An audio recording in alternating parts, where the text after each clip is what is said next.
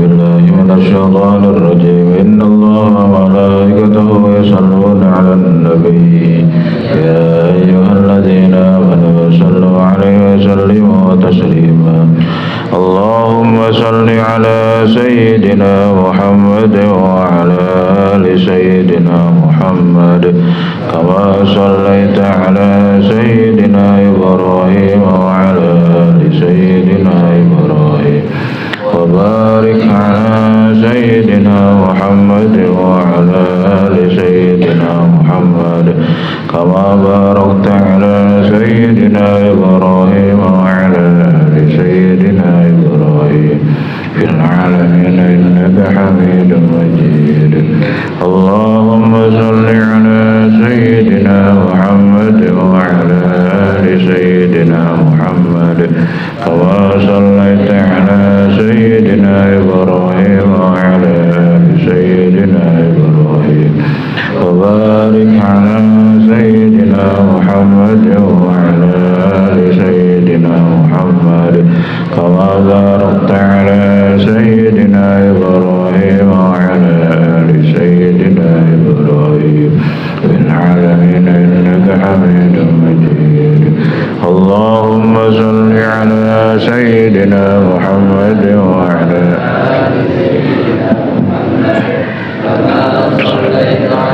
سيدنا إبراهيم وعلى آل سيدنا إبراهيم وبارك على سيدنا محمد وعلى آل سيدنا محمد كما باركت على سيدنا إبراهيم وعلى آل سيدنا إبراهيم في العالمين إنك حميد مجيد الرحمن الكريم بسم الله الرحمن الرحيم الحمد لله رب العالمين الحمد لله بين عوائك المزيد يا ربنا لك الحمد لك الشكر كما ينبغي لجلال يديك الكريم العظيم السلطان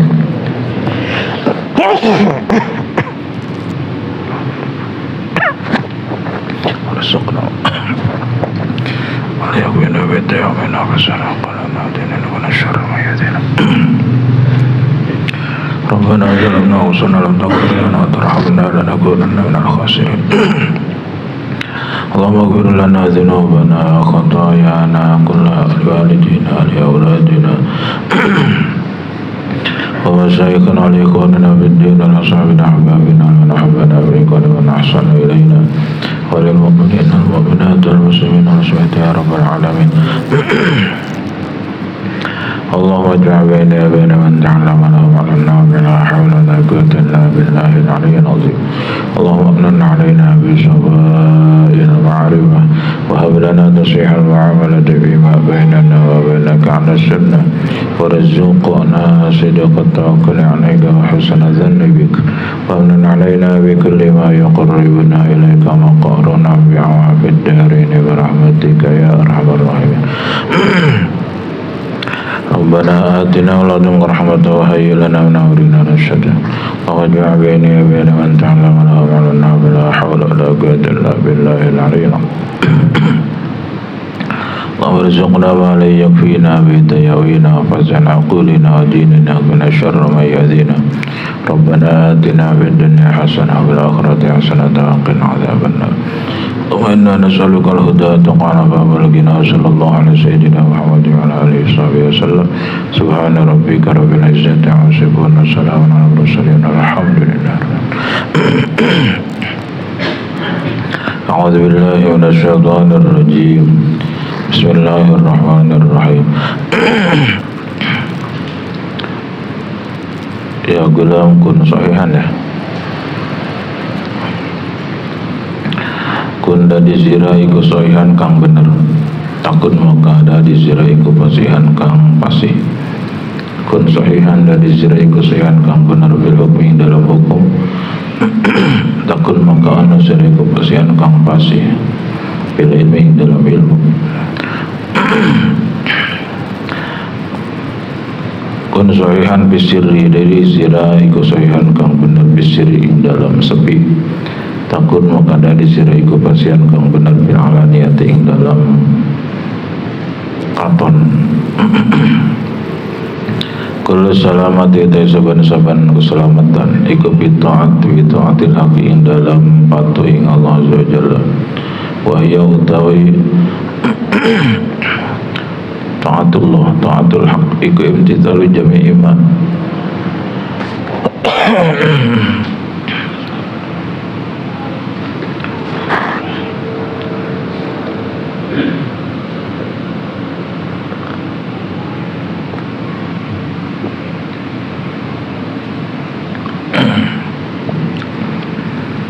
iku imtithalu jami'i ma anut sakabehe barang amaro kang wis merintah sapa Allah bi kalawan walitiha ulan nerima kecegah anjami ma saking sakabehe barang nahaka melarang sapa Allah anu saking mawa sabr lan sabar ala jami'i ma ing atase sakabehe barang qada kang wis masti sapa Allah bi kalawan manut sapa wong iku istajaba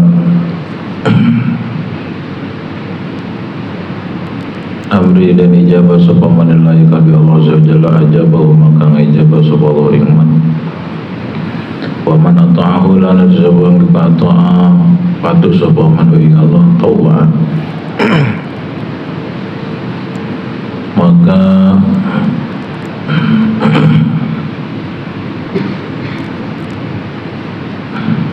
nurutakan sapa Allah lahu maring man jami' khalqi ing sakabeh makhluk man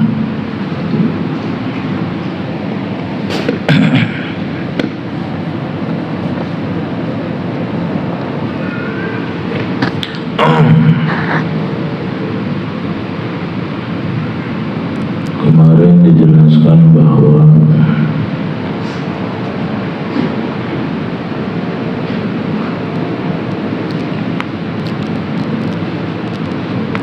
para kekasih Allah itu, para pecinta Allah, para wali Allah itu selalu berharap Allah yakhluwa min takami bil haqqi azza wa jalla, selalu berharap bisa mentaati Allah, mematuhi Allah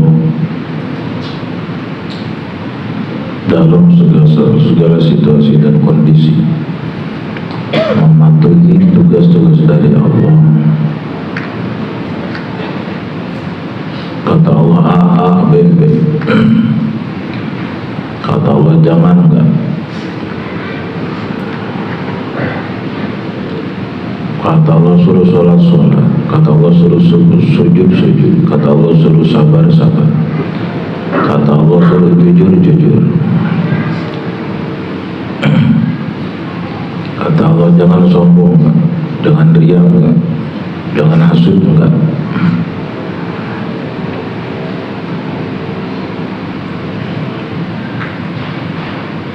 Qad alimu anna bisobi ala takalibi wa aqdiyati wa aqdari khairan kathiran dunia wa akhiratan. Mereka sudah yakin banget bahwa tabah dalam segala mematuhi tugas-tugas Allah, tabah dalam menerima episode-episode sepahit apapun dari Allah itu mengandung kebaikan yang melimpah ruah baik dunia maupun akhirat. Sabar dalam kepatuhan, sabar dalam menghadapi kepahitan itu mendatangkan pahala dan kemuliaan dari Allah yang luar biasa dunia akhirat. Enggak usah jauh-jauh lah. Saya menyaksikan guru disantet, ditipu udah bukan sekali dua kali, tapi nggak pernah mengeluh. Masya Allah, luka badan banyak banget luka, nggak pernah mengeluh, saking ridhonya dengan yang Allah takdirkan.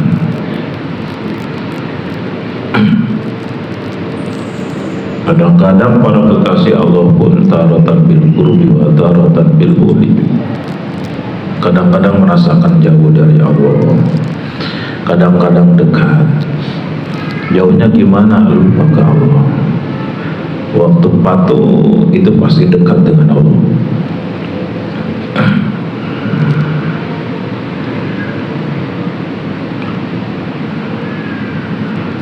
Sabar ketika sholat, sabar ketika puasa. Sholat kalau nggak sabar 1 menit beres. Puasa kalau nggak sabar nggak ada apa-apanya, bahkan bisa jadi ngumpet-ngumpet makan di warteg. Kalau nggak sabar juga indrawi tetap maksiat. Mata nggak puasa, telinga, mulut, dari ngegibah, dari ngerumpi. Nggak sabar dari nyolong timbangan, nggak ada sabar dari Spanyol, menghindari Spanyol, nggak sabar dari merugikan orang lain, menghindari. Tarotan bita'ab wa tarotan birah, kadang-kadang merasa letih, kadang-kadang merasa senang. Tarotan bil gina wa tarotan bil bakri, kadang-kadang merasa kaya, banyak rezeki, kadang-kadang kekurangan rezeki. Tarotan bil afiyah wa tarotan bil murad, kadang-kadang sehat, kadang-kadang sakit. Itu kalau nggak pakai ilmu menyikapinya, wah, kita sibuk dengan sehat dan sakit. Sehat senang, sakit mengeluh. Banyak duit senang, kurang duit jengkel. Ketika dekat dengan Allah, semangat ibadah. Ketika terjadi maksiat, misalnya putus asa, ketika payah, letih, jengkel. Ketika senang, berbahagia. Jadi sibuk dengan kejadian, tidak sibuk dengan yang menciptakan kejadian. Stres. Kalau para pecinta Allah itu ketika sehat dia syukur ke Allah, ketika sakit dia sabar, ketika dagang untung dia syukur, ketika dagang rugi dia sabar, ketika dapat takdir yang enak-enak dia syukur, ketika dapat takdir yang pahit tiba-tiba tergelincir maksiat buru-buru tobat gitu. Nggak ada buat ngeluh, tergelincir maksiat. Yang tobat ke Allah. Kalau itu merugikan orang, buru-buru minta maaf ke orang yang disakitin. Jadi nggak ada kejadian yang sia-sia. 4 kondisi yang harus selalu tersambung kepada Allah. Ketika kita digerakin Allah, bisa ibadah, bisa sedekah, bisa sholat, bisa puasa, bisa ke pengajian, sadari itu semua hidayah dan taufik Allah, bukan kehebatan sendiri, bukan kepintaran sendiri. Hakikatnya hidayah taufik. Syukuri di hati, alhamdulillah, makasih ya Allah, saya dikasih mau ngaji, dikasih mau sedekah, dikasih mau sholat, dikasih mau minta maaf ketika salah. Makasih ya Allah, bukan kehebatan saya. Nah, itu ibadah qalbinya gitu, kemarin sudah dibahas. Ketika kita dikasih senang sholat, sujud, sadari itu sholat Allah yang menggerakkan, Allah kasih hidayah dan taufik, ibadah di dalam ibadah. Kalau merasa sholat itu kemampuan kita, maksiat hati. Kalau merasa kita sering banyak sedekah, kemampuan kita, kehebatan kita, maksiat hati itu. Padahal itu rezekinya dari Allah. Kita berbagi juga, Allah yang ngasih hidayah. Lalu penerimanya juga Allah yang menghadirkan, hakikatnya gitu. Itu hakikatnya, nggak ada kebetulan. Maksiat hati kalau merasa berjasa gitu, ujub namanya. Kalau nggak ada saya, waduh, ini mudah kayak begini nih, untung ada saya. Kalau nggak ada saya, dan seterusnya, itu maksiat hati. Ketika tergelincir maksiat, ada ladang ibadah di sana, buru-buru tolak.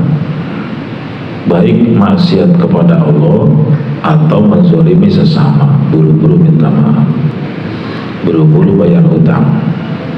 hutang janji, hutang materi dan lain sebagainya. Itu ibadah di saat tergelincir maksiat, ya, bukan sengaja.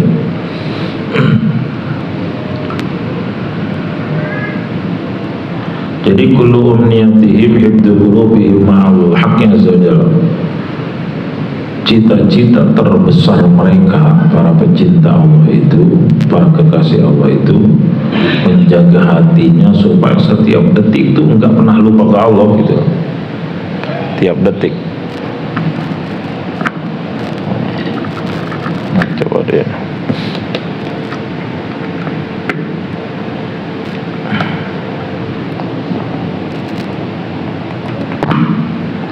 Lampunya mati-mati, kenapa ini jah?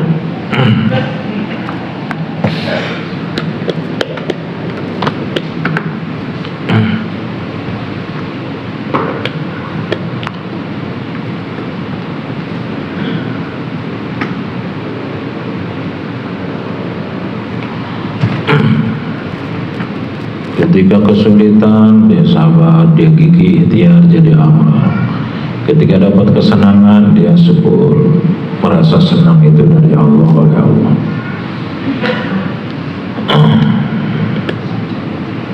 Ketika banyak rezeki dia makin dekat dengan Allah, dia berbagi. Ketika fakir dia juga tetap menghadapinya dengan sabar, tidak pernah ngerasuloh, tidak pernah berputus asa, tidak pernah ngerasuloh, tidak pernah berkecil hati. Jalani aja, jalani. Ikhtiar maksimal, profesional, terserah Allah, terserah Allah. Semua jadi amal. Taratan bil ambiya, taratan bil marad. Kadang dikasih sehat, makin dekat dengan Allah, memperbanyak ibadah badaniyah. Wa taratan bil marad, kadang-kadang kasih sakit, memperbanyak ibadah qalbiyah dengan sabar, ridho. Berobat jadi amal, tukang pijit jadi amal, belum sembuh terserah Allah. Itu hadza huwa ahammul asya'i la yatamannawna salamata wa salamatal khalqi amal khaliq azza wa jalla. Inilah cita-cita terbesar para pecinta Allah, berharap selamat setiap detik sampai akhirat kelak dan menyelamatkan orang lain gitu. Bukan egois, menyelamatkan diri dan orang lain. Pengen banget orang lain itu hidupnya selamat dunia akhirat gitu. Tidak terjebak oleh tipu daya dunia, tipu daya nafsu.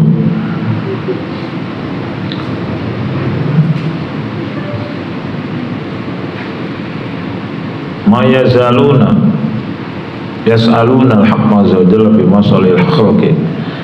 Terus minta ke Allah untuk bisa selamat dan menyelamatkan orang. Begitu orang kaya kikir banget gimana caranya supaya dia selamat. Itu pejabat korupsi melulu gimana caranya supaya dia selamat. Tapi saya nggak bakal ketemu, minimal doakanlah. Mudah-mudahan para koruptor itu tobat nasuha. Minimal itulah, minimal. Nggak selesai dengan mengecam. Ya Allah, itu tukang mabuk, sebagaimana Engkau membahagiakan mereka di dunia lewat maksiatnya, bahagiakan pula kelak di akhirat. Ya Allah, Allahumma farrihhum fil akhirah kama farrahtahum fid dunya. Ya Allah, sebagaimana Engkau membahagiakan mereka di dunia dengan maksiatnya, maka bahagiakan pula nanti di akhirat. Ya Allah. Waduh, kalau nggak ingat ke situ kita suka sombong, suka merendahkan orang yang mabuk, suka merendahkan orang yang selot, suka merendahkan orang yang bangkrut. Doa terus.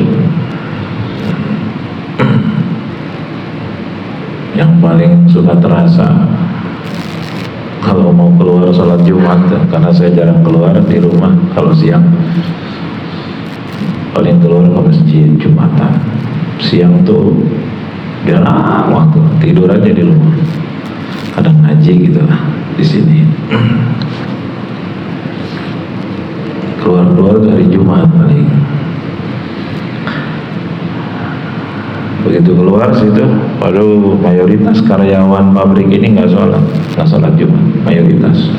Mungkin di banyak pabrik begitu ya, yang sholat itu jarang ya, lebih sedikit ya dibanding yang nggak sholat. Miyako gimana Miyako? Sama, mayoritas sholat apa yang mayoritas nggak sholat? Mayoritas sholat ya. Teman Faisal, mayoritas sholat nggak? 50-50. Ya kalau temannya Pak Haris ya sholat, udah pada tua kan. Teman Faisal ya 50-50 ya. Merasa masih muda, padahal umur belum tentu nyampe tua. Nah, ketika itu suka muncul tuh sombong tuh, ini orang dikasih rezeki oleh Allah, jalan rezeki dari Allah, pabrik hanya jalan aja, kasih nafas oleh Allah, kasih hidup oleh, tapi lupa kepada Allah. Terus mau muncul sombong, saya juga bisa ke masjid, hidayah dari Allah. Saya juga ngerti jalan benar, jalan salah, hidayah dari Allah. Astagfirullah. Akhirnya ngalir doa, Allahumma hdiin kama hadaitani. Ya Allah, berikan mereka hidayah sebagaimana Engkau telah memberikan aku hidayah. Tuh, jadi setara. Bagus begitu tuh. Maksimal, minimal setara, maksimal kita merasa lebih rendah dibanding orang. Itu. Jangan merasa lebih hebat amal kita, bahaya.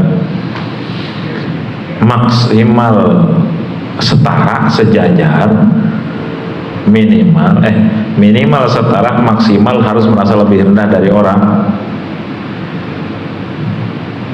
Ketika kita, siapa tahu syariatnya gara-gara doa kita, lalu mereka dapat hidayah, lalu taubat, lebih hebat dibanding kita ibadahnya gitu. Bisa nggak? Bisa. Ingat sejarah-sejarah zaman dulu, Syekh Budel bin Iyad, Masya Allah, tukang bobok, tukang tarok, tukang muka tali androk cenalin. Tapi diangkat oleh Allah dari kubangan maksiat jadi kekasih Allah. Syekh Malik bin Dinar, raja zalim luar biasa, diktator, diangkat oleh Allah jadi kekasih Allah, jadi wali. Sejarah-sejarah masa lalu kita harus belajar. Yang sombong-sombong dengan ibadahnya bersisok, mati su'ul khotimah. Sombong dengan hartanya bersisok, hancur, mati su'ul khotimah. Siapa itu yang sombong dengan ibadahnya lalu dihancurkan oleh Allah? Siapa itu yang udah bisa melihat Lauhil Mahfuz, udah jadi wali? Udah bisa membaca takdir siapa? Bal'am bin Ba'ur jatuh, akhirnya mati su'ul khotimah. Alhamdulillah. Jadi ketika kita dalam ketaatan, dikasih senang sholat, puasa, sedekah, ke masjid, jangan sombong, jangan merasa itu kehebatan kita. Itu semata-mata hidayah dan taufik Allah, kasih petunjuk lalu dibimbing, dituntun oleh Allah. Makasih ya Allah, makasih. Ketika melihat orang yang belum dapat, buru-buru, ya Allah, sebagaimana Engkau kasih aku hidayah, berikan juga mereka ya Allah. Ya aku juga bisa begini, Engkau yang menggerakkan ya Allah. Jadi sudah cukup contoh-contoh di Quran, contoh-contoh di kitab, contoh-contoh salaf soleh yang tadinya ahli ibadah jadi mati su'ul khotimah, ada, auzubillah. Yang tadinya durjana, pendosa, jadi kekasih Allah, ada tuh. Tinggal kita etibar, ambil pelajaran. Kenapa mereka jatuh? Kenapa mereka diangkat derajat? Oh gini. Apa sebabnya? Oh saya harus tidak boleh seperti itu.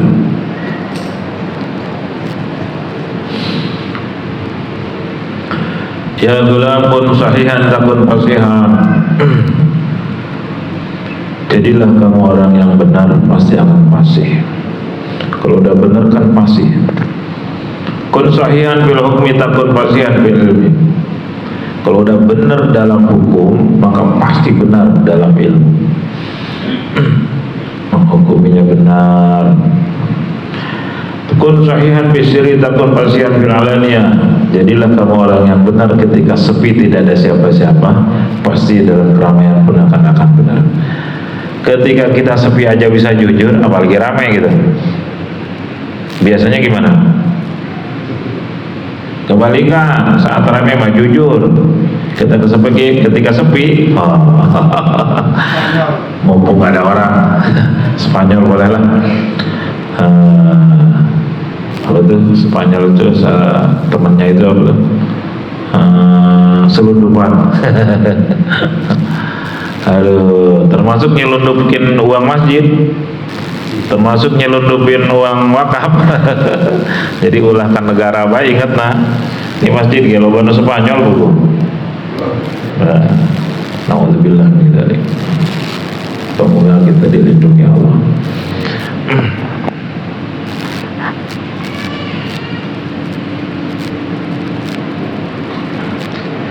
Bukan hanya orang-orang umum yang tidak mau bayar utang, orang alim banyak yang tidak mau bayar utang. Alhamdulillah. Tapi kita nggak boleh merendahkan dia. Kita tidak seperti mereka. Alhamdulillah. Kita doakan aja orang seperti itu tobat gitulah. Kalau mampu nasihat-nasihatin, tegur-tegur, kasih masukan. Kalau nggak mampu, bakal dia lebih galak, doakan aja. Masya Allah. Jadi nyari yang udah bisa sholat tuh banyak, yang udah doyan ke masjid banyak, tapi nyari yang jujur sulit banget zaman sekarang. Kenapa? Karena jujur itu berbanding lurus dengan tingkat rasa takut ke Allah. Rasa takut berbanding lurus dengan tingkat keyakinan ke Allah. Yakin berbanding lurus dengan tingkat keilmuan, ketauhidan gitu. Makin yakin Allah maha melihat, maha mendengar, maha menyaksikan, maha tahu gerak-gerik dan lahir dan batin kita, makin takut ke Allah. Oh iya, orang bisa saya bohongi, bisa saya tipu, tapi Allah nggak bisa. Jadi ketika saya curang, ketika saya nggak jujur, itu sama dengan nabung bom waktu untuk meledakkan diri. Saya akan disiksa oleh Allah. Bukan hanya di dunia, di akhirat, di dunia saya disiksa oleh Allah. Tidak akan pernah orang percaya sama orang yang tidak jujur. Dicabut oleh Allah percayaan hatinya, gitu. Udah sengsara. Di akhirat apalagi, kecuali tobat nasuha.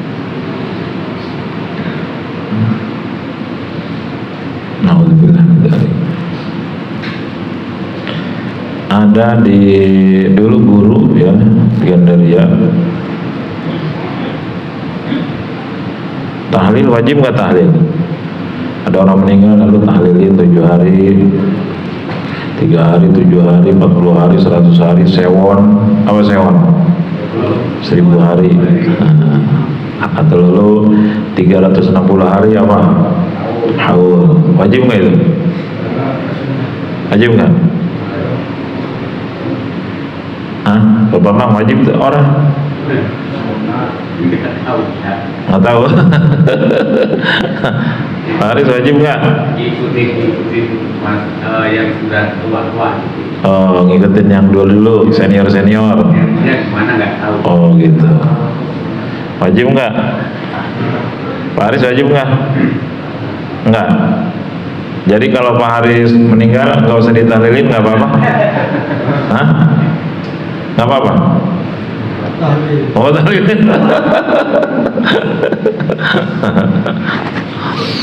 Aslinya tahlil itu nggak wajib, nggak wajib aslinya. Ini kalau kedengeran Wahabi setuju banget mereka.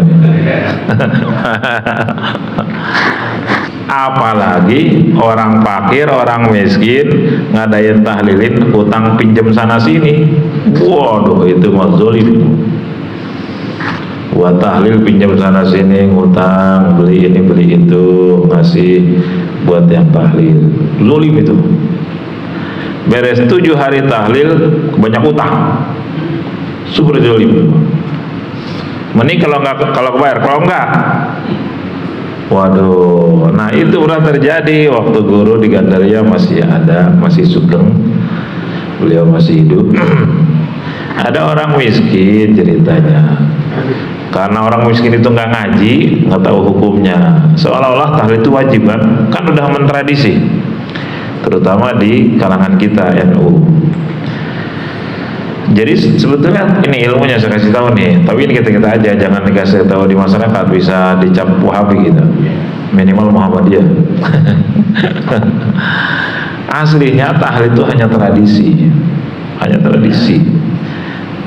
Jadi zaman dulu, di zaman Hindu Buddha kan suka ada selamatan versi mereka, 3 hari 7 hari gitu. Lalu Islam masuk meneruskan tradisi itu, cuman oleh para wali songo dirubah.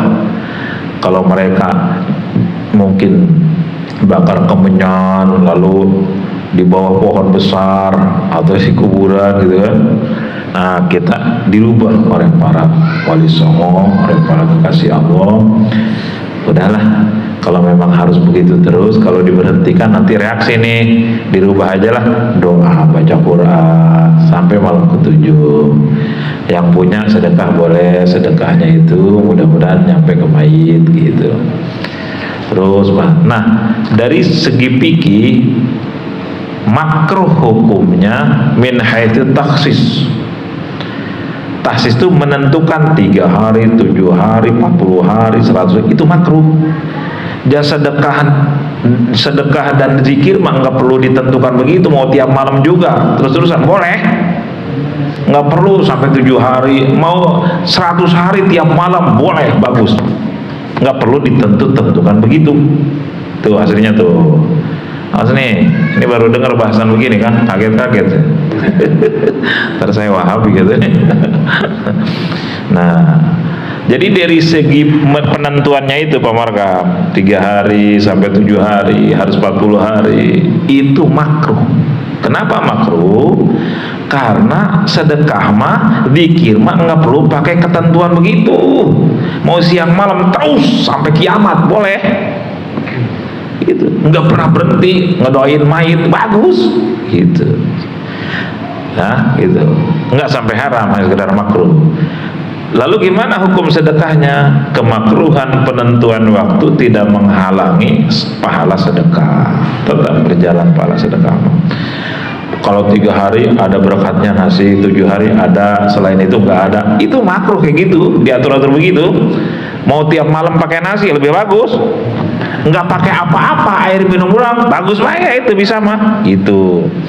Yang jelek itu udah mah fakir, udah mah miskin, hutang-hutang pinjam sana sini buat tahlil, yang padahal tahlil tidak wajib.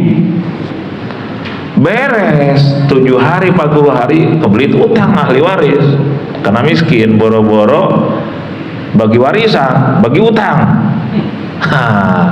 Nah itu ada yang meninggal saat itu di Gandaria, tetangga kampung Gandaria.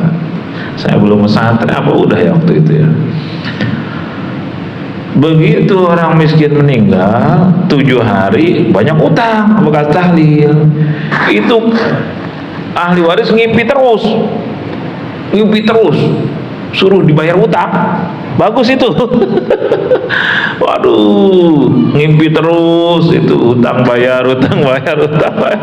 Kenapa? Al-mayit mu'allaqun bidaini. Orang meninggal itu tergadai oleh utang. Jadi siksa kubur utang itu. Kita punya utang nggak mau bayar sampai meninggal, jadi siksa kubur itu. Gitu.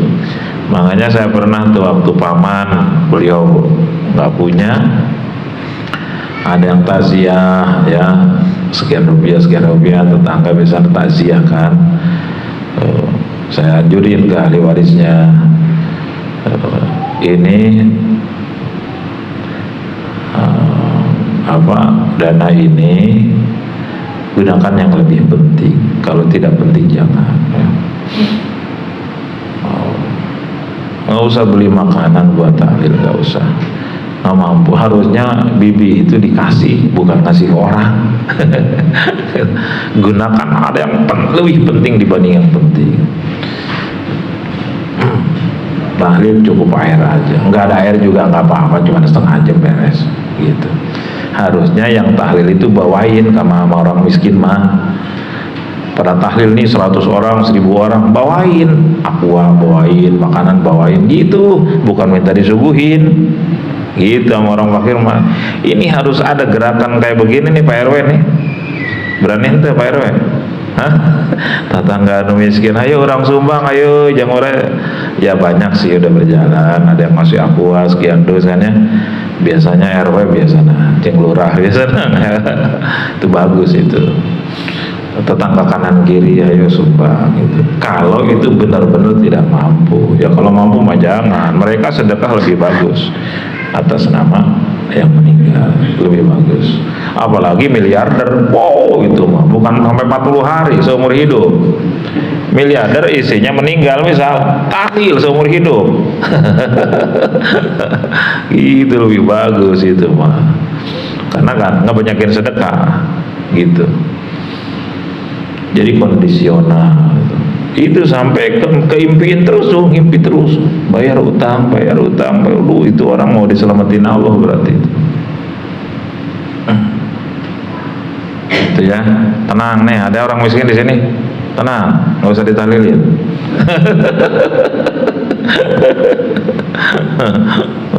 Bahkan gini guru mah di Gandaria Pak RW, kalau ada orang-orang miskin meninggal, karena sudah jadi tradisi di Banten khususnya, fidyah mayit itu dibagiin saat nyolatin jenazah, ya kan? Kalau di luar Banten saya belum pernah, saya waktu mondok di Jawa Timur nggak ada tuh nyolatin jenazah dikasih amplop, nggak pernah nemu. Hanya di Banten, di perumahan-perumahan juga jarang tuh kayak gitu. Perumahan nggak ada kan gitu, hanya di Banten, di kampung. Itu memang kesannya kepada orang yang tidak paham di perkotaan atau di lingkungan Muhammadiyah zaman dulu, apalagi sekarang Wahabi, lebih keras lagi Wahabi. Kok nyolatin jenazah dibayar gitu. Padahal itu bukan bayar nyolatin, itu fidyah mayit yang dibagiin kepada orang-orang yang nyolatin. Jadi orang nyolatin orang yang meninggal itu punya utang sholat belum kebayar, semasa sakitnya atau semasa hidupnya jarang sholat, dihitung-hitung itu menurut mazhab Syafi'i wajib fidyah. Nah lalu Ramadan dulu jarang puasa, dihitung tuh hutang Ramadannya, bayar fidyah dengan beras. Nah itu supaya nanti di yaumil hisab lunas gitu. Nah dibagiinnya kepada yang pada nyolatin. Cuman kesannya bagi orang yang tidak paham, nyolatin dibayar, sehingga udah mentradisi, mengakar turun temurun khususnya di Banten. Kalau ada yang meninggalnya kaya, rame yang nyolatin. Kalau orang yang nggak kaya, ya paling tuh, terutama orang-orang awam gitu. Bahkan ada istilah jemaah siluman katanya. Jadi itu apa namanya, tadi undang serbu gitu. anak-anak yang nggak ini biasanya, yang nggak karu-karuan katanya gitu. Nah, dulu pernah nyolatin jenazah di sebelah selatan tuh.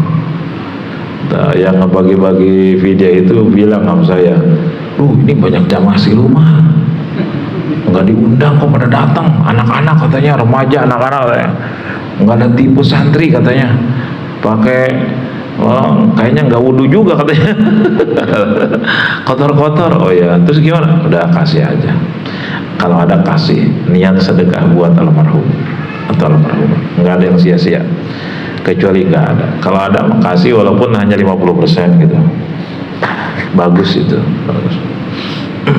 Niatin sedekah buat almarhum atau almarhumah. Mau kama mana ya ganjaran mah gitu. Kalau dulu ada kepaksa saya tinggal gitu. Nah jadi efeknya, sisi negatifnya di situ. Saya suka ingat Abah Uji aja. Saya mah kalau kebayang amplop, boro-boro jadi tujuan amplop, kebayang aja diistighfarin, aing haliu nggak istighfaran gitu. Kebayang amplop istighfaran, kebayang berkat istighfaran, besi ganjaran gitu. ke dunia doang gitu. Pas di akhirat, ya Allah, mana saya tukang nyolatin jenazah apa? Kok nggak ada pahalanya? Atau kan saya mah ngangpau niatna. Nah, nggak dibayar di dunia. Ya Allah, ceramah saya ke sana kemari sehari 5 panggung, mana pahalanya? Kan kamu mah memburu angpau, udah dibayar di dunia, jadi pahala nggak ada. Itu yang dikhawatirkan. Benar itu, kata guru juga begitu, Abah Uci juga begitu. Aing mah boro-boro hayang ya itu, ketika kebayang amplop aja istighfar aja, takut gitu.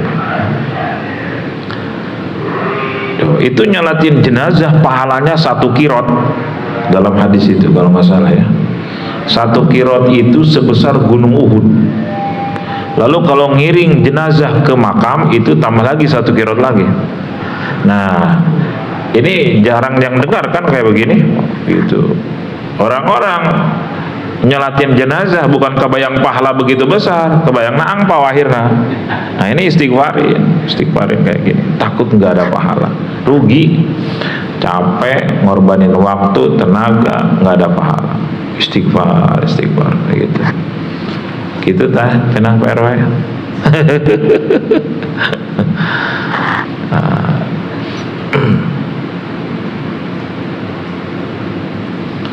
Cuman tradisi tahlilan itu tradisi yang bagus. Kalau Wahabi, menurut Wahabi tahlilan itu sama dengan ngirim siksa kubur.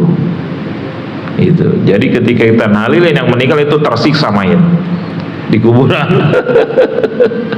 Biarin itu. Nah, saya pernah ikut simposium, pembicaranya sebenarnya Profesor Baharun.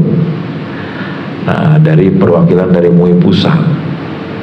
Wahabi itu termasuk aliran sesat, bukan hanya Syiah.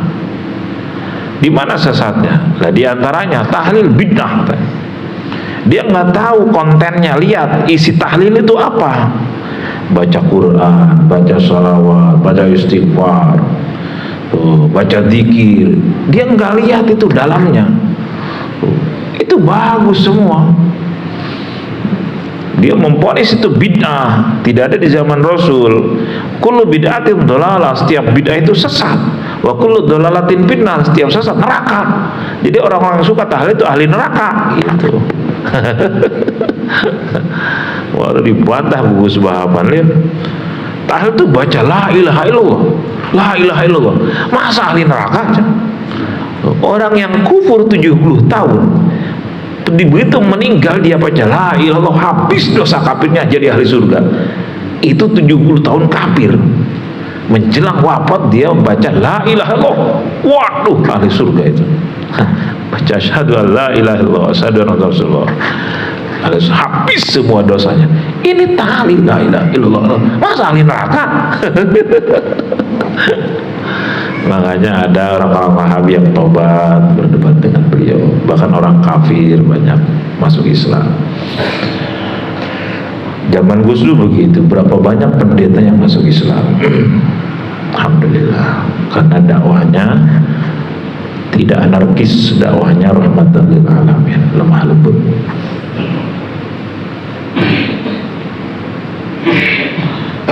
Karena hatinya sudah ada Allahnya gitulah, ahli zikir. Fasih, kun sahihan fis sirri takun fasihan fil alaniyah. Jadilah kamu orang yang benar walaupun tidak ada siapapun, sepi, jujur. Takun fasihan fil alaniyah, maka Anda akan jadi orang fasih ketika dalam keramaian. Makanya orang yang jujur itu lebih sulit dicari dibanding orang yang ketika, ingat nggak ketika ada orang datang ke Sayyidina Umar bin Khattab, wahai Khalifah, orang ini baik, jujur. Dari mana Anda tahu dia baik? Dia sering ke masjid. Oh, lalu ditanya lagi, ke masjid sudah bagus, rajin ke masjid sudah bagus. Kamu pernah jalan bareng nggak bersama dia? Enggak, wahai Khalifah. Oh, ya. Ini tester pertama orang baik nih, orang soleh. Kamu pernah safar bersama dia perjalanan jauh? Nggak pernah ya Khalifah, belum. Oh ya. Kenapa tester pertama perjalanan jauh? Karena biasanya orang-orang kalau perjalanan jauh lebih banyak ngeluhnya apa bahagianya? Macet melulu, ngajar polisi nih, kadang jalan, ngeluh. Terus pas berhenti di restoran, biasanya pas giliran makan bareng, giliran mau bayar, pura-pura ke toilet gitu ya. Karena pengen digratisin. Dan jadi muncul sifat-sifat aslinya ketika perjalanan jauh. Orang itu sering nampak ngeluh, ngecam, nggak ada sabar, dan nggak sholat juga ketahuan.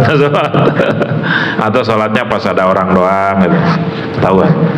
Yang kedua, pernahkah engkau memberikan amanah berupa jabatan atau kedudukan? Belum ya. Oh ya, berarti belum tentu dia baik soleh. Karena banyak orang yang ketika belum dapat jabatan baik, bagus, jujur, begitu dapat kursi, muncul sifat rakusnya. Yang ketiga, pernahkah kamu menitipkan uang kepada dia? Belum, wahai khalifah. Oh iya. Banyak orang ketika dititipi uang muncul kerakusannya gitu. Jadi 3 tester itu kata saya. Yang rajin ke masjid itu belum tentu orang baik. Kadang-kadang ke masjid juga maling duit masjid gitu. Jadi maaf ya, saya tambahin tentang tahlil tadi. Ini kayaknya banyak yang curing hak ya. Atau curing hak, kaget. Jadi itu tidak wajib, cuman tradisi. Karena sudah mengakar turun temurun, kalau kita tidak tahlilin, misal ada yang meninggal nih nggak tahlil, biasanya dikecam nggak sama orang-orang? Reaksi nggak? Nah ini, kalau kira-kira tidak tahlil bakal reaksi, lakukan gitu. Bahaya. Wahabi meronta jelma jadi tahlilan. Lalu zaman dulu Muhammadiyah kali dia. Bakal reaksi karena sudah mengakar turun temurun. Tahlilan bahaya. Cuman artinya jangan memaksakan diri jika tidak punya apa-apa. Gara-gara nggak dikasih makanan, cuman minum doang, besok nggak ada yang tahlil, cuman 10 orang, biarin, nggak wajib ini. Jangan maksa-maksain hutang injem. Bahkan air aqua pun nggak ada yang nyumbang, mau beli juga biarin, nggak ada tahlilan. Udah keluarga aja tahlil, pusing-pusing amat. Gitu. Yang wajib ngedoain aja keluarganya. Gitu. Halo? Ya. Kayak pede banget. Ini pasti yang jawab nih nggak punya duit nih buat kematian. Guru mana nih, guru ya. Ada orang miskin yang orang-orang mampu itu nggak meninggal, sholatinnya di pondok pesantren. Waduh, reaksi. Nah, itu akhirnya suatu saat jadi aturan baku. Tiap yang disolatin di pesantren itu pasti nggak pakai angpau. Karena kalau ada yang meninggal kan undang nyolatin pasti kebayang angpau orang awam itu. Kecuali orang-orang alim lah, istighfarin lah kebayang itu. Nah, lalu akhirnya jadi sebuah rumus baku. Tiap ada yang disolatin di pesantren pasti nggak ada angpau. Ikhlas. Lillahi ta'ala, Allahu Akbar. Nah, jadi yang nyolatin ada warga, tidak ada warga, ada santri. Fardu kifayah udah gugur, nyolatin gitu. Makanya akhirnya lama-lama jadi sebuah rumus. Tiap disolatin di pesantren pasti nggak ada angpau. Kalau di masjid umum pasti biasa, normal gitu. Bahkan kadang-kadang dibeliin kain kapan sama guru. Luar biasa beliau itu dakwahnya. Tuh dikasih buat tahlilan nih kalau nggak ada gitu. Buat pemakaman ada uang nggak ada nih. Itu guru dakwahnya begitu. Banyak nggak kiai yang kayak begitu? Jarang banget. Kebanyakan yang di amplopan kiai mah. Tadi amplopan punung.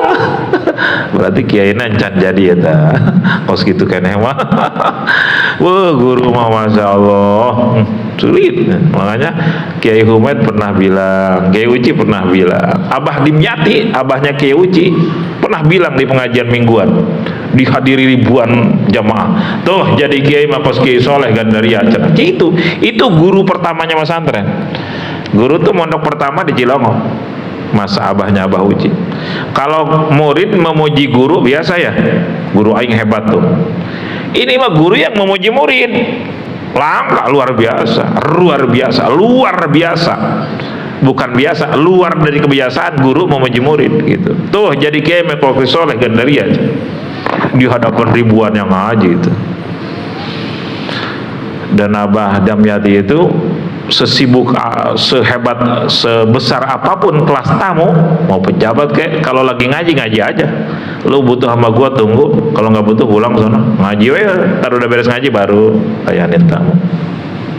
Tapi kalau datangnya Kiai Soleh Gandaria ke situ, kayak lah ayat tamu khusus tunda heula.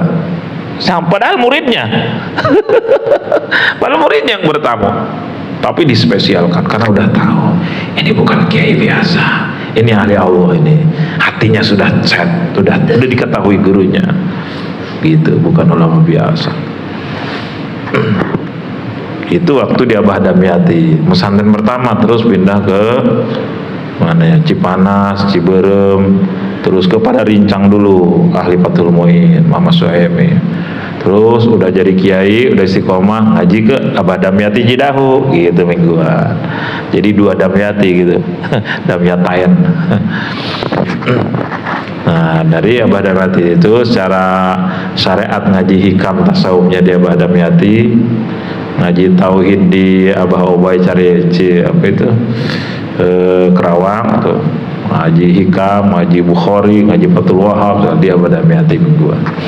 Secara syariat, cuman secara gemblengan praktek al-hikamnya itu Habib Ali Al-Habsyi mursyidnya. Dan saya tahu, saya kenal semuanya alhamdulillah. Abah Damyati pernah diajak sama guru waktu ijazah Ismul Azam Habib Ali, atau saya ngelihat hari-harinya waktu ngegembleng guru, luar biasa, gemblengan fisik lahir batin. Hancur rumah, hancurin jendela, pintu, perabotan rumah tangga habis sudah. Cinta dunianya dibersihin di hati. Nah, suatu saat baru usul ke Allah.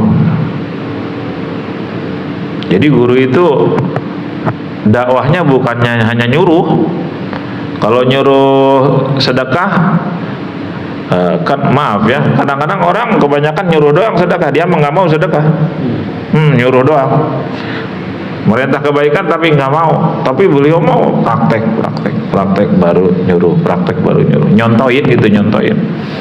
Ada anak guru datang, anaknya guru Mama Suhaimi, udah wafat Mama Suhaimi, datang anaknya, putranya Haji siapa namanya, cerita mau bangun rumah di mana, di sono, di kecamatan itu, di Daun. Oh ya, disumbang genteng, disumbang mesin air segala. Nggak minta, putra gurunya tuh nggak minta, tapi beliau bukan hanya ngasih doa gitu. Ada tetangga yang mau roboh rumahnya itu, sumbang, ayo bareng-bareng ayo gitu. Saya ingat itu. Jadi bukan hanya ilmu tapi pengamalan. Itulah yang menjadikan beliau ulama yang sangat disegani dan diikuti. Masya Allah. Dan dipuji oleh guru-gurunya. Sabarnya, waroknya, hati-hatinya loh.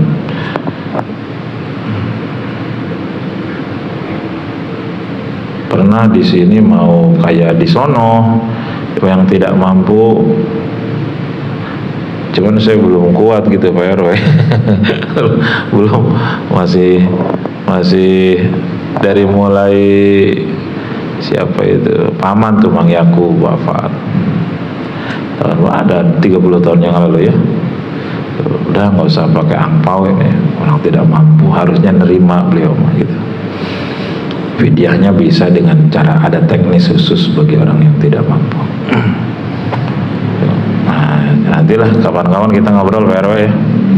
Nah, kalau ada orang yang tidak mampu, sholatnya di sinilah misal gitu.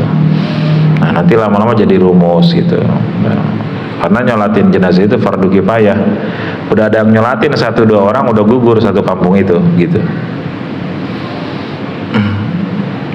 apalagi yang nyolatinnya orang-orang yang soleh, wah itu lebih ini lagi. Ingat ke Abah Uci aja dulu, nu tahlilan 1000-an di sana 999 belum kenal Allah. Ada satu orang ahli Allah eta nu hiji nu diterima ku Allah cenah. Anu 999 panas ka mayit cenah. So ketika tahlil kabayangna berkat bae cenah. Makanya saya dulu waktu emak wafat pengen Abah Uci yang nyolatin jenazahnya. Alhamdulillah dikabulkan Allah, beliau yang nyolatin. Kita tuh harus begitu, kalau mampu ketika ada keluarga kita meninggal, minta diimamin ulama-ulama yang ahli-ahli Allah. Kalau zaman dulu ada Abah Uci gitu. Termasuk nikah. Nikah itu sesuatu yang sangat harus hati-hati, sakral. Dalam fikih ada 2 pendapat ulama ya. Ada yang menghukumi nikah itu sah kalau wali dan saksinya tidak fasik. Tidak fasik.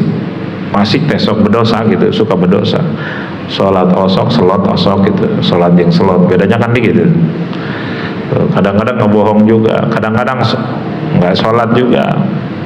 Kadang-kadang keluar rumah pakai celana pendek, letut kemana-mana, itu fasik. Dan banyak kriteria fasik. Itu jadi wali nikah bagi anaknya diperdebatkan ulama keabsahannya. Ada ulama yang menghukumi sah, ada yang ulama yang menghukumi tidak sah gitu. Termasuk saksi juga begitu. Kalau saksinya fasik, maka ada 2 pendapat ulama. Makanya kalau orang-orang yang paham, para kiai yang paham itu pengen dinikahin itu suka sama kiai-kiai, suka saksinya kiai-kiai gitu, karena meminimalisir kefasikan gitu. Gimana kalau wakil aja ke kiai? Itu juga diperdebatkan ulama. Bapaknya misal wakil ke kiai, ke ulama lah. Kalau bapaknya fasik mah nggak sah wakilnya, perwakilannya nggak sah kata sebagian ulama, tapi ulama lain sah gitu. Jadi gimana solusinya? Nah, guru ada solusi pertengahan. Kalau kira-kira orang tuanya itu nggak soleh, suka fasik gitu, atau saksi-saksinya campur gitulah, ada yang fasik ada enggak, itu suka secara formal wakil wali, saya wakil, tolong nikahkan anak saya yang bernama ini kepada bulan dengan mas kawin sekian misal. Oh ya, saya terima. Nanti begitu udah mau akad nikah, diwarisin calon pengantin laki dan perempuan. Tadi kan udah wakil wali. Nah, karena walinya fasik, maka sebagian ulama menghukumi tidak sah wakilnya. Maka solusinya apa? Secara formal tadi wakil dulu, lalu yang kedua bikin wali hakim. Jadi beliau, itu guru sering begitu, beliau sebagai hakim dituntun dua calon pengantin ini untuk ijab sebagai mengangkat beliau sebagai wali hakim gitu. Nah, kenapa digabung begitu? Supaya semua ulama fikih satu mengabsahkan sah. Kata yang tidak menghukumi sah karena walinya fasik, tapi kan udah ada tahkim, tuh sah. Hakikatnya yang menikahkannya wali dia, orang tua dia, kakak dia, apa yang jadi wali hakim? Yang jadi wali hakim sah tuh. Jadi kalau ada ulama sebagian ulama fikih tidak menghukumi sah, ini udah nggak pakai wali dia, tapi pakai wali hakim. Tuh. Jadi sepakat akhirnya gitu secara hukum fikih. Gitu. Hati-hati. Kenapa? Karena nikahin anak itu, menikah itu mau menciptakan sebuah keturunan. Jadi harus hati-hati, harus sah gitu. Sepakat ulama kau bisa. Gimana kalau tidak pakai tahkim, hanya begitu aja. Kadang-kadang orang tua juga nggak sholat atau kakaknya juga pendosa, misalnya. Ya udah terjadi, ya udah pakai kaul sani namanya kalau nggak salah. Pakai ulama yang berpendapat itu sah juga walaupun fasik gitu. Ini mah pakai wali hakim tuh kehati-hatian. Yang mana juga sah itu. Saya pernah waktu itu, waktu tahun berapa ya? Ada kali 10 tahun yang lalu lah. Bukan di sini, di luar Cikupa malah diminta nikahin. Bapaknya itu fasik, saya tahu. Sholat mah suka gitu loh, cuman nipu juga sering. Termasuk saya korban penipuannya. Jadi saya tahu. Bukan tahu lagi, yakin, karena saya salah satu korbannya juga. Bahkan orang dekat dia sering cerita sama saya, nipu anu. Bohongnya itu doyan banget bohongnya. Nah, kata warga setempat dia ustaz dipanggilnya.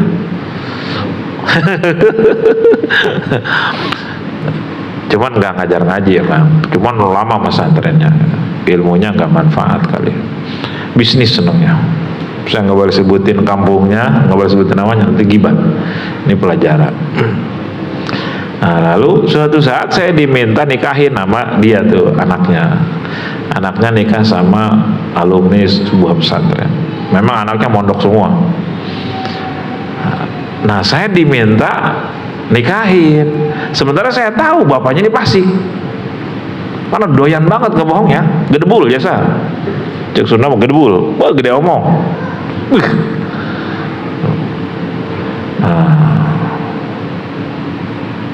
Akhirnya saya pakai cara guru. Beliau wakil ke saya, lalu pengantinnya berdua saya tuntun untuk menjadikan saya sebagai wali hakim. Suatu saat saya ketemu almarhum Abah Uci, masih ada beliau. Ketemu di mana, ngobrol-ngobrol dengan Abah Uci. Kemarin saya nikahin itu bulan, oh iya kan akrab itu. Orang itu akrab sahabat sama Abah Uci, akrab banget, dekat banget. Bahkan waktu berangkat haji rombongan itu yang satu orangnya 250 juta haji plus itu beliau ikut sama Abah Uci karena duitnya banyak, bisnis. Abah Uci waktu itu berangkat berapa orang, 2 miliar apa 4 miliar itu sekeluarga, anak mantu segala. Nah udah gitu ceritanya, iya saya diminta nikahin waktu itu Abah itu. Oh iya, cuman saya pakai akad tahkim lah. Emang gunakan cina? Tuh abdi kenal pan bapak anak sih. Tuh bodoh cina. Oh, karena Abah Uci nggak kenal, taunya dia baik aja gitu loh. Saya tahu dalamnya gitu, masalahnya itu. Kalau saya nggak kenal ya kata orang ustaz, ya udah kau usah pakai tahkim. Cuma saya kenal, bahkan saya sendiri termasuk salah satu korban. Gitu. Jadi hati-hati kalau nikahin anak, nikahin saudara. Makanya Abu Yama ya, lama Abu ya Cidahu, lamun misal mau nikahin, kan suka ada gini ya, mau akad nikah, pengantin laki-lakinya doang ya, perempuannya masih di dalam. Nanti udah akad nikah baru keluarin ya, so, tahu nggak tuh so? Aleman jasa, waktu pacaran mah dibonceng kemana-mana. Aleman, saya betul satu aja, mah so jasa atau so jasa.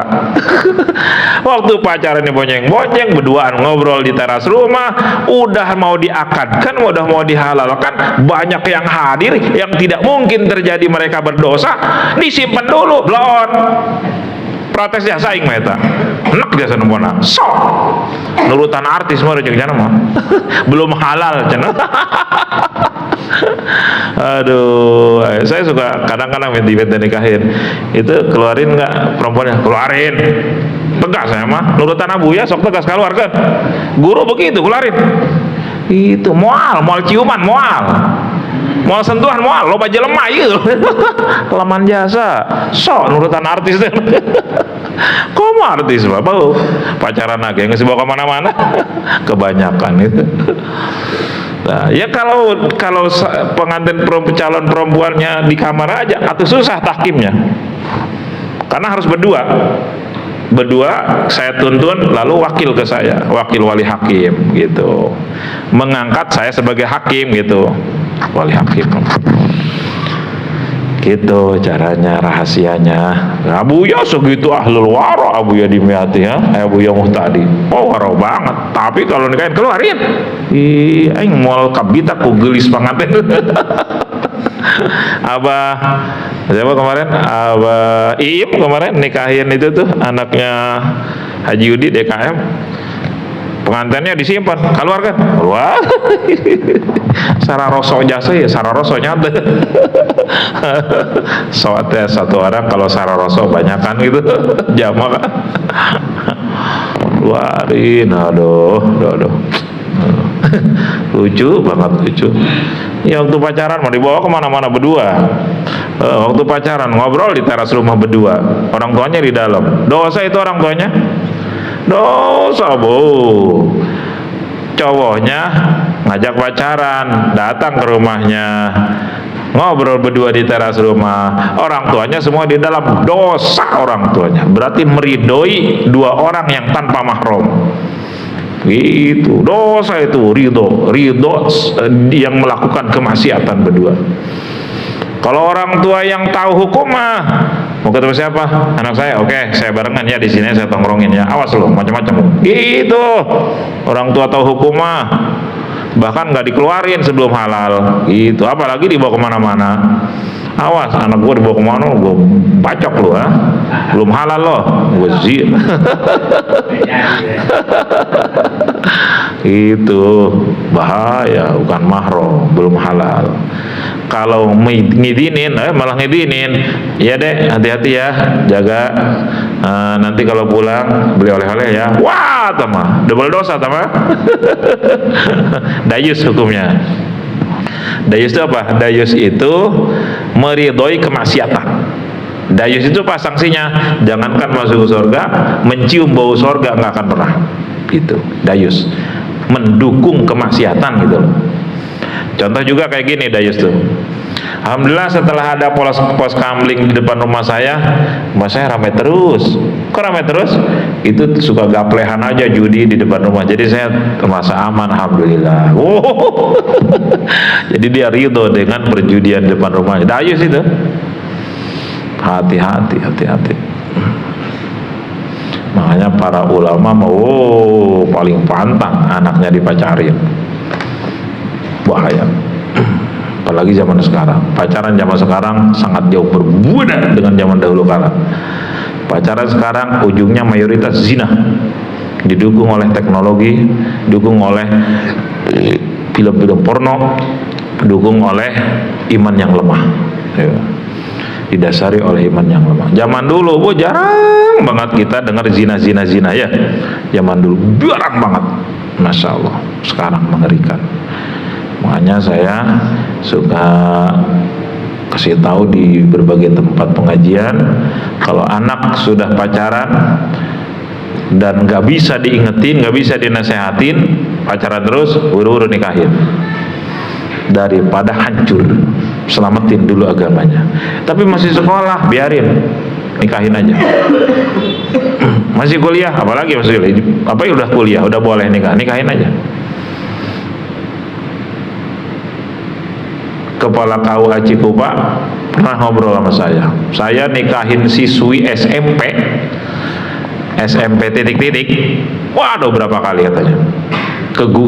Bobol duluan, perawan bobol duluan. Naudzubillah min dzalik. Saya nggak sebutin sekolahnya. Saya juga pernah diminta nikahin. Kiai, maaf saya minta tolong. Kenapa bu? Tolong nikahin anak saya. Kapan ada waktu? Ya ibu maunya kapan? Kalau bisa secepatnya. Oh bagus. Cuman gini Pak Kiai, anak saya nikah di bawah umur. Lah emang masih sekolah? Iya. Udah saya nggak mau tanya, nggak mau banyak tanya, mendingan nggak tahu. Ya udah, percepat. Kapan? Ayo, besok. Kenapa? Saya udah duga pasti udah hancur. Oh. Kalau orang pezina mau nikah buru-buru. Kenapa? Jangan ditunda lama-lama. Takut dia malam zina lagi. Gitu loh. Bahaya.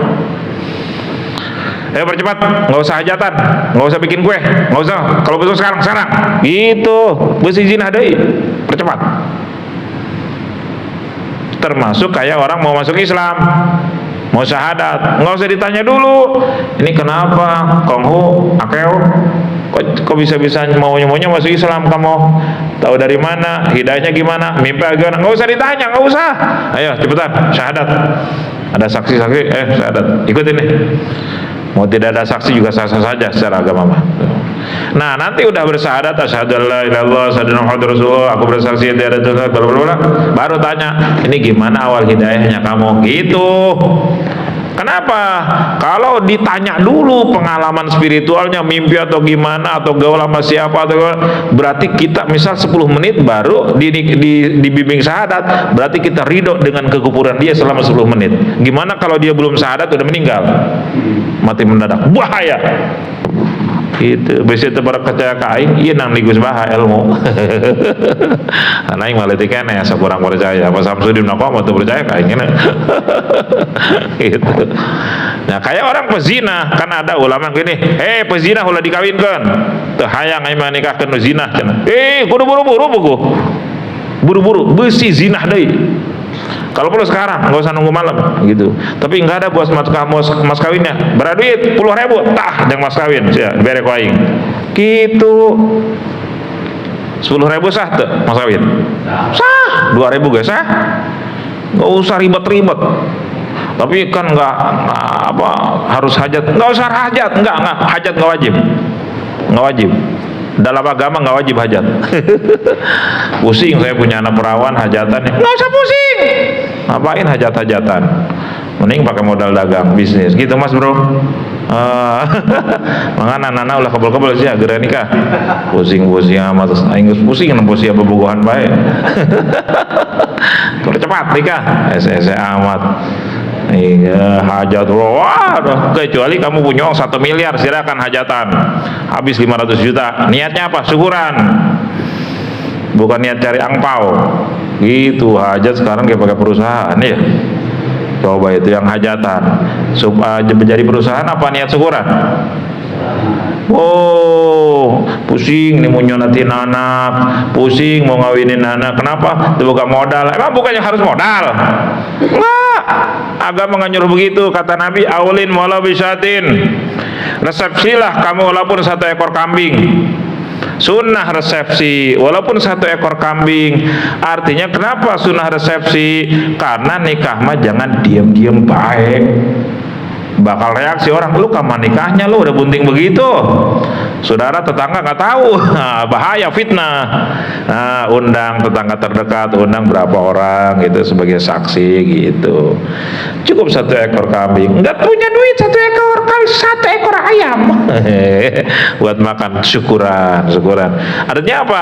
Syukuran saya, anak saya sudah dikasih nikmat, kami sudah dikasih nikmat, dapat jodoh, itu nikmat dari Allah. Supaya tidak hanya kami dapat nikmat, kami ingin berbagi dengan saudara dan tetangga. Syukuran. Nggak ada angpau tuh dalam Islam, nggak ada. Tahu tuh pencetus pertamanya siapa kali? Walimah harus angpau. Dan tahun berapa mulainya gitu nggak tahu saya sejarahnya tuh. Niatnya syukuran. Saya tuh kagum sama orang Jakarta yang tinggal di RT berapa tuh, ada 30 tahunan yang lalu lah. Itu dia mau nikahin anaknya apa walimah haji ya, dia nyebar undangan, di bawahnya ada NB, tidak menerima amplop. Wow, makhluk langka itu, langka banget itu. Berarti hanya syukur kepada Allah niatnya gitu. Saya yakin ini tidak akan pernah ada yang nyontoh. Rugi bro, bandar. saya aja belum berani begitu nyontoh. Artinya kalaupun kita tidak berani bikin NB begitu, Nih, Bu, dengerin. Yang punya anak-anak perawan, yang punya anak sunatan, dengerin. Agama yassiru wala tu'siru, permudah jangan dipersulit. Agama nggak nyuruh hajatan sewa tenda sekian juta, prasmanan sekian bentuknya ini itu, nggak nyuruh. Tapi juga nggak ngelarang. Artinya kalau mampu ngundang 100 orang 100, ngundang 1000 1000, ngundang sejuta orang sejuta orang, ngundang 10 orang 10, gitu. Masa syukuran maksain gitu. Kenapa kita suka pusing? Gimana kata orang? Nah ini rumusnya, gimana kata orang, gimana kata dunia. Selama itu penilaian makhluk masih dominan di hati, pusing hidup. Yang penting kata Allah benar, jalan hidup mah gitu. Makanya hajatan silakan, mau 1 miliar silakan, 500 juta silakan. Tapi kalau kagak punya duit jangan maksain. Hutang, tenda hutang, prasmanan hutang, nanti ikan hutang, apa itu pelaminan hutang, ke kumaha atas hajat we mayar macana. Orang itu habis 500 juta, hajatan menang 50 juta, stres gantung diri. Haram hukumnya kayak begitu. Memaksakan sesuatu yang tidak wajib. Gitu. Makanya saya punya prinsip begini. Saya punya anak 10 perempuan. Penonton kan biasanya kalau kita pertandingan bola yang rame, gelisah, seru penonton apa pemain? Penonton. Aing baik ya boga anak teu pusing. Penonton suka ngomong, "Bu, itu anak 10 oke kawin hajat tiap tahun, pusing amat." Teu pusing. Belum terjadi udah pusing. Kumaha Allah wae, Allah ngasih rezeki, kasih besek gede, kasih lebih gede, gede lagi, kasih lebih besar, besar lagi. Nggak mau saya berani, kasih kecil nggak mau ngomong begitu. Jangan, kita belum tentu umur nyampe sono, sekarang udah pusing, rugi. Pusing mah mikirin dosa, baru pusing. Gimana kalau saya mati minggu depan, besok? Pusing mikirin rezeki yang belum tentu kita sampai umurnya ke sana. Mangkana kudu ngaji tauhid. Pusing urusan dunia gitu.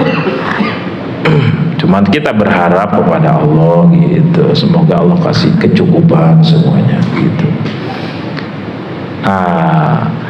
Misal saya dikasih rezeki 100 miliar, wah ini mau hajat nih 1 miliar, niat apa? Syukuran.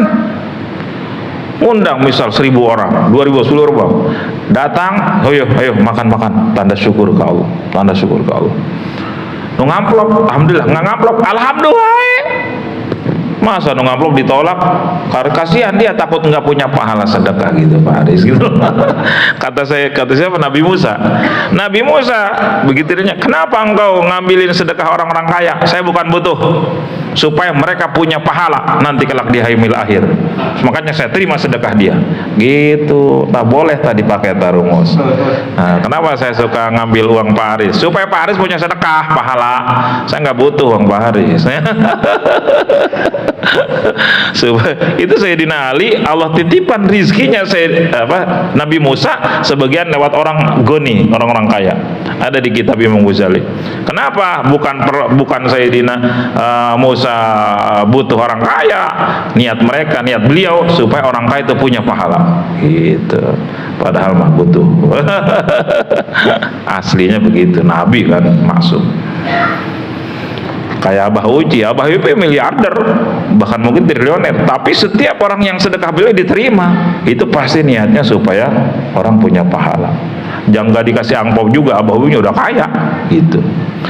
Manusia ada 3 tipe kata Al-Hikam kalau nggak salah ya. Ada yang nolak sedekah, ada yang kadang nolak kadang nerima, ada yang minta itu juga kondisional. Ini orang harus dipinta supaya dia selamat hidupnya gitu, karena kikir banget gitu, macam-macam. Ayo orang mah minta butuh hasanah. Itu jadi jangan buruk sangka ke ulama.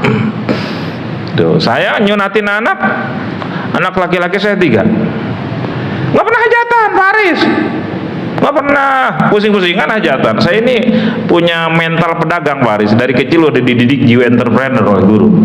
Misalnya saya hajatan nih habis 100 juta, mending pakai modal dagang kok. Gitu. Jiwa bisnis mah, jiwa pebisnis begitu.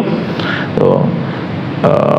Itu inspirasinya saya dari anak Abah Uci, si Farhan mungkin itu waktu itu. Saya berjamaah sama Abah Uci zuhur. Itu anak Abah Uci udah diajak zuhur sholat berjamaah. Emang udah disunat gitu ya? Mungkin umur 5 tahunan waktu itu, apa 4 tahun gitu. Diajak di mihrab, Abah Uci imam, lalu Farhan di sampingnya, di samping beliau, bukan di barisan. Saya beres sholat, saya tanya sama santri, itu puternya Abah udah disunat? Udah. Kecil banget, 4 tahun atau 3 tahun itu waktu itu. Wah, udah di sini masuk anak saya, gua potong besok hari Minggu. Waduh, anak beliau aja udah sunat. Anak saya rada gedean. Akhirnya Berni Silmi itu, pas hari apa ya itu? Minggu apa hari apa? Belum pada sekolah belum? Jalan-jalan yuk besok pagi. Asik. Tapi harus bangun pagi, mandi, siap.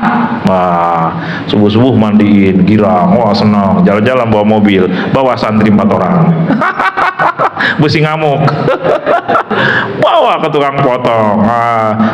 Abi, kok jalan-jalannya ke sini? Iya, ke sini. Kok ke kamar? Iya, ke kamar. Udah proses telanjangin, pegang 4 orang ngamuk, udah gak bisa gitu. Pulang, udah ngariung aja yang santri, beres, nggak ada hajat-hajatan, syukuran gitu. Udah dikasih hidayah anak sunat gitu, nggak pusing hidup. Ngapain pusing itu karena dunia, bukan karena penilaian Allah gitu. Itu halo. Ini wajah-wajah pusing ya. Agama nggak nyuruh pusing. Apa itu dalilnya ya? Di Quran apa ya? Maja'ala minad-din min haraj apa ya? Agama tuh nggak nyuruh pusing, nggak nyuruh repot.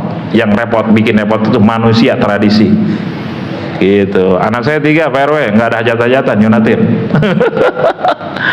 Nah, terus anak perempuan dapat jodoh pertama nggak pusing, nggak sah. Waktu lamaran ngobrolnya biasa, nggak ada sambutan. Capek lama sambutan, mempelai wah pusing. Nyarahon guys. Lamaran ya udah jadi kapan kita nikahan? Biasa jangan lama-lama, jangan banyak-banyak ya. Waduh, tamunya. Iya, saya juga nggak mau, biasa aja lah. Saya berapa kali nikahin anak nggak pernah kayak gitu-gituan. Berhubung besan itu tokoh masyarakat di sono, waduh sekampung gitu. Wow, sekampung itu berapa banyak itu, luar biasa. Parkir di bekas pabrik gitu tuh, Masya Allah. Saya nanya ke Teteh Gandaria tuh, itu besan kira-kira berapa mobil ya? Banyak nama tokoh. Asana dulu lagi sekampung, wasa asana cenah. Oh bener. Akhirnya saya, oh iya dah, saya niat syukuran aja, nyambut tamu itu ibadah. Nah, diskusi sama orang Perum Puri, ahli masak, Pak Kumis ahli masak, Wan.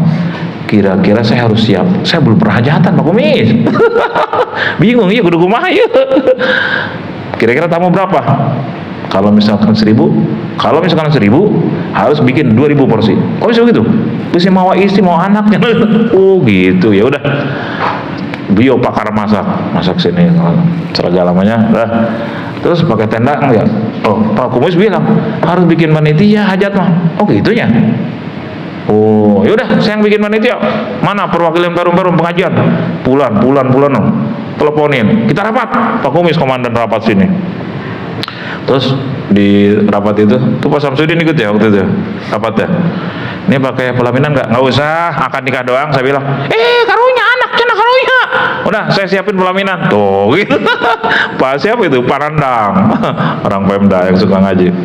Terus pakai itu enggak tenda, nggak usah lah, ini majlis luas, itu luas, nggak usah. Ada rumah teras ini belum dibangun. Besi hujan cenah, tuh ada tenda di Puri, pakai tuh rezeki ti Allah tak narongol. Tuh sudah gitu daging berapa? Ya udah saya bagi daging. Oh, ono bagian ayam. Eta udah saya sekintal.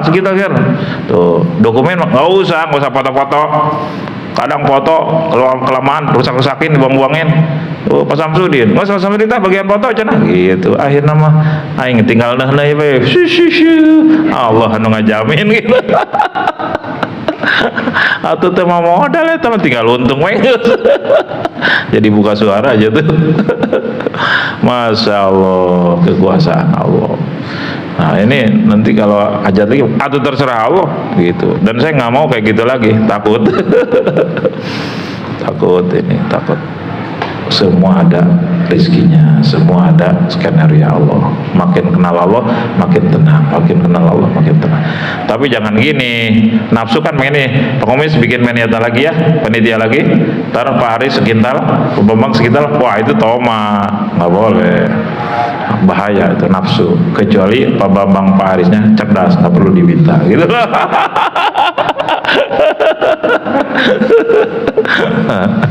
Masya Allah. Itu saya segitu baru belajar yakin ke Allah, baru belajar tawakal, sudah dikasih tenang oleh Allah.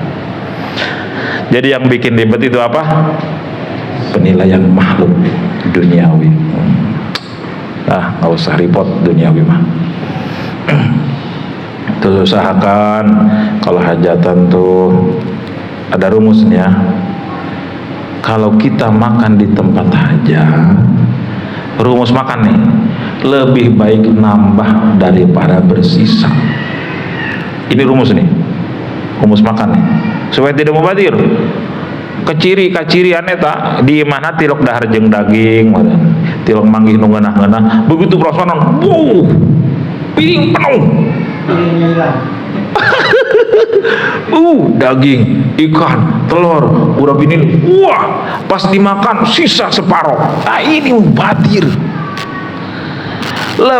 Saya tuh pengen bikin rumus, kalau misalnya resep, lebih baik nambah, nggak usah malu-malu daripada bersisa. Nambah, itu boga banget mah.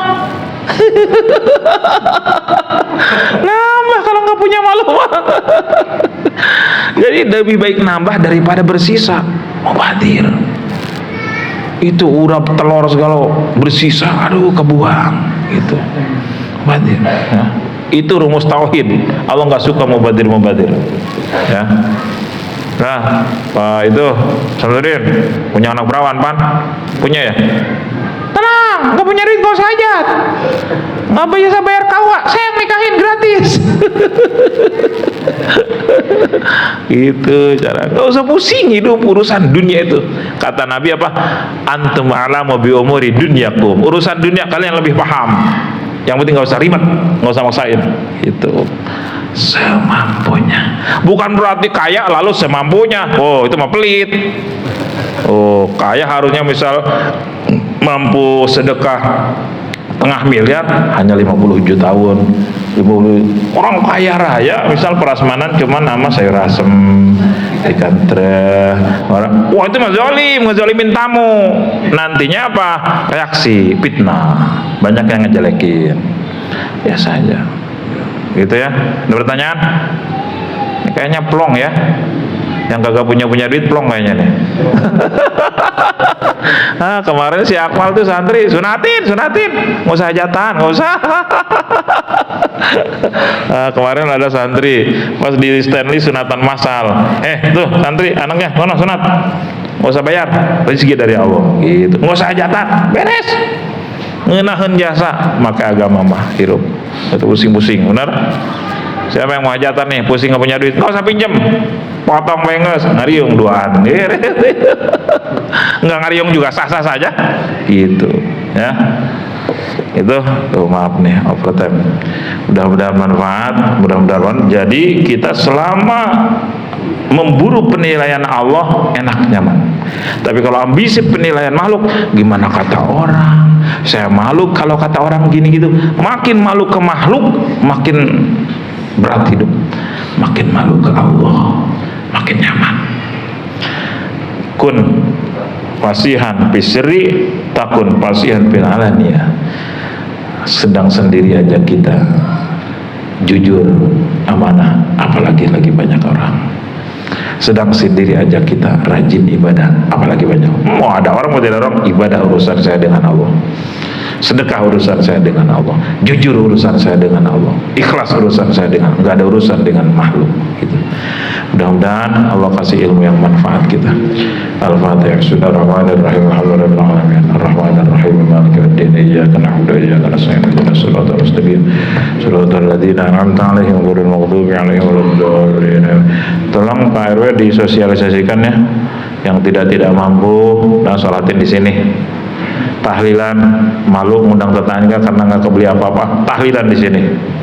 Dulu ada jamaah pengajian orang Cibadak, mau 40 hari orang tuanya hanya punya uang sekian, mau sedekah paling dapat misal 20 besek, misal malu ngundang tetangga, kalau sedikit bawa ke sini. Nggak punya, kirim namanya aja ke sini, nggak usah kirim makanan. Itu nggak usah pusing. Halo? Pak Haris mau meninggal besok, nggak mau ditahlilin, tahlil di sini, tenang. Karena istrinya nggak punya duit. Ditahlilan koing Pak Haris, tukang ngaji di dia mah pokoknya mah. Bismillahirrahmanirrahim. Alhamdulillah ya rabbana lakal hamdu wa syukru kama yanbaghi li jalali wajhika wa karim azimi sultanik. Wa salli ala sayyidina Muhammadin sallallahu alaihi wa sallam ta'asila lana akhlaq ala lisani salim. ربنا ظلمنا أنفسنا وإن لم تغفر لنا وترحمنا لنكونن من الخاسرين اللهم اهدنا الصراط المستقيم وارزقنا الاستقامة اللهم إنا نسألك حسن الخاتمة ربنا آتنا في الدنيا حسنة وفي الآخرة حسنة وقنا عذاب النار صل وسلم على جميع الأنبياء والمرسلين والحمد لله رب العالمين.